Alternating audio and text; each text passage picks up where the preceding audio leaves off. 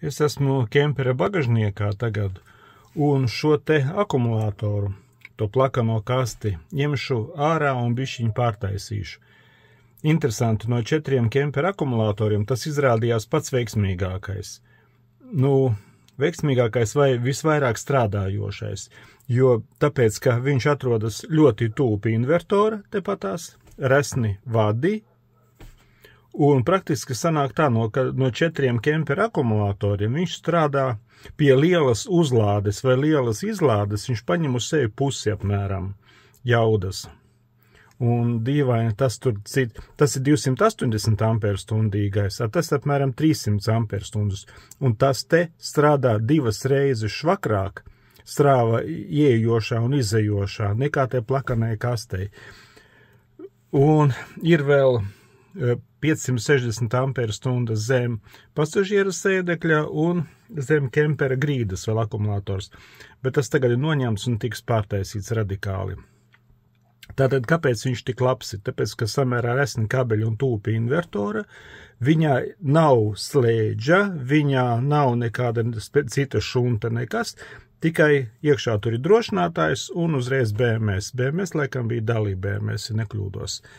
Tām tur ir vesela rinda, tur ir šuntu ieliku, lai tajā indikatorā kaut ko redzēt varētu, jo toreiz man nebija tāda BMS ar savu ekrāniņu. Lūk, tātad slēdzis ņems.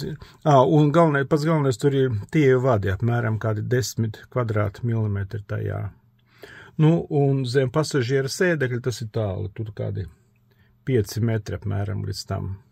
Tā, kāpēc es ņemšu nost viņu? Tāpēc, ka pie lielas strāvas, apmēram, ja 50 ampēri iet iekšā vai ārā, tad pilnīgi te caur finieri es varu just, ka viņš ir silts. Tad BMS silts, tas nozīmē, ka jātaisa caurumi, jātaisa ventilatori, tā, lai tur nekas nepārkārst, pirmkārt. Otrkārt, es gribu visā kemperī pāriet uz JK BMS-iem. Tāds ir otrs iemesls. To skrūvi te ir tik daudz, tāpēc, ka viņas pilda tādu saspiešanas funkciju. Jo tie 4 kluči te ir tā plakaniski nolikti un tā kā tā skrūvis ne tikai kasti aizskrūvē, bet arī saspiež tos akumulātoru klučus.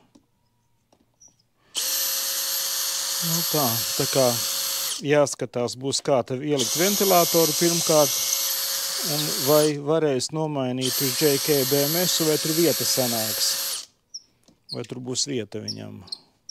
Tā atskrūvēja vaļā to vāku tam akumulātoram, kas izrādījās pats veiksmīgākais, kas uz sevi paņem 50% apmēram no visa darba, kas pats tuvākais invertoram bija, bet izskatās, ka BMS te ir ļoti arī maziņš, kad 100 ampērīgs, un iekšā ir tikai drošinātājs. Vats no drošinātāja uz otru galu aiziet resns, 50 kvadrātmilimetra, pāriete gan ir nenopietni vadiņi. Tas ir kaut kādi 10 vai 16. Tagad jautājums ir, vai šeit ieies šajā te vietā JK BMS apmēram 200 ampērīgais, vai paliks vieta drošinātājam, un kur ielikt ventilatorus? Tagad tās jautājums.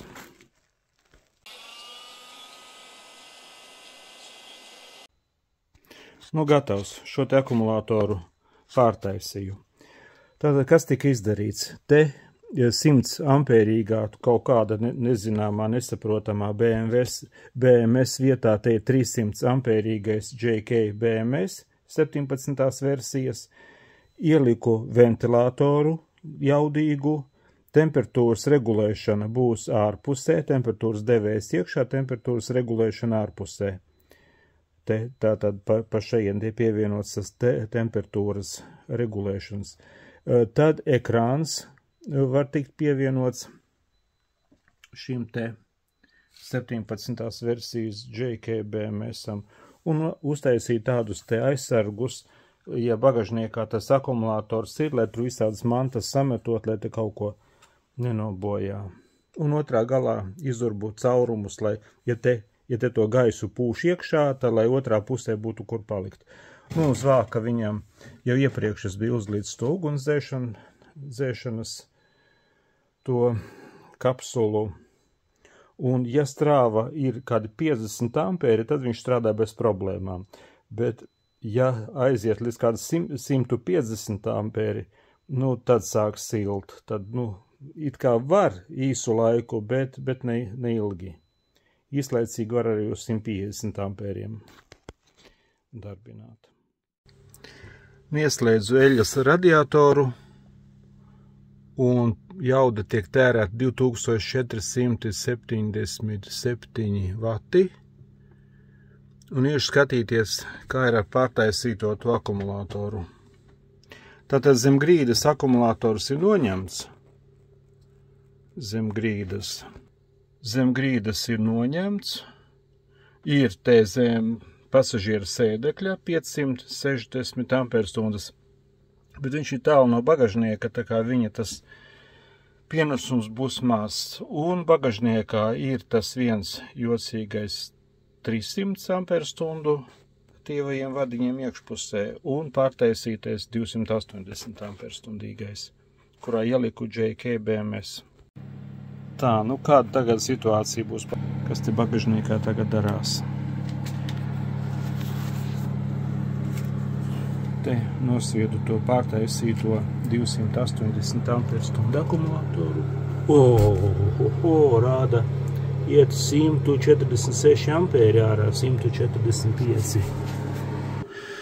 Nu jā, un vēl secinājums tāds, ka ja šeit ir, no šī akumulātora tiek ņemti 150 ampēri, tad no tā daudz mazāk, un no tā akumulātora, kas aiziet zem pasažiera sēdekļa, arī mazāk.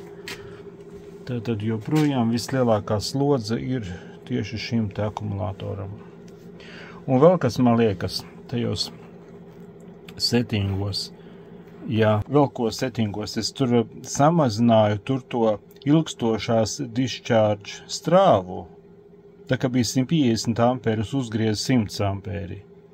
Un, manuprāt, tur ir laiks, pēc kura laikam cik ilgi viņš tur lādē, un tad laikam klapē ciet. Bet ir tā, ka viņš par tad aiztais akumulātoru ciet. Tad pārī akumulātori netiek galā un invertors slēdzas ārā.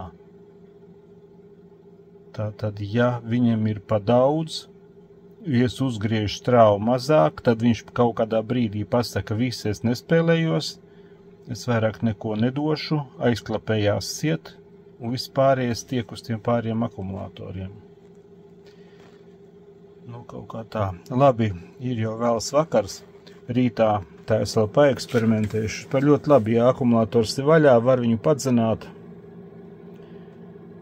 padzenāt pirms skrūvēšanas ciet.